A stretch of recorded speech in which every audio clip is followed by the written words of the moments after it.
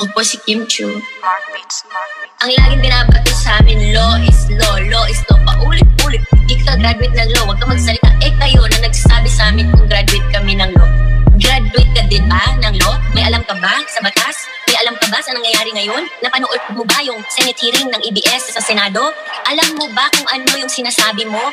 So law, ibig sabihin batas. So kaya ginawa ang batas sa isang democratic country na kung nasaan tayo ngayon is para maging pantay-pantay ang sa classroom may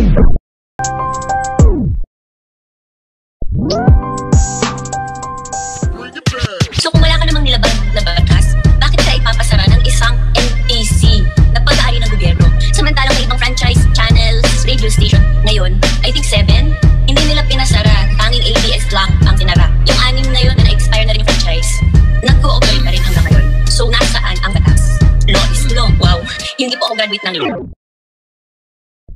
Yun po yung alam ko.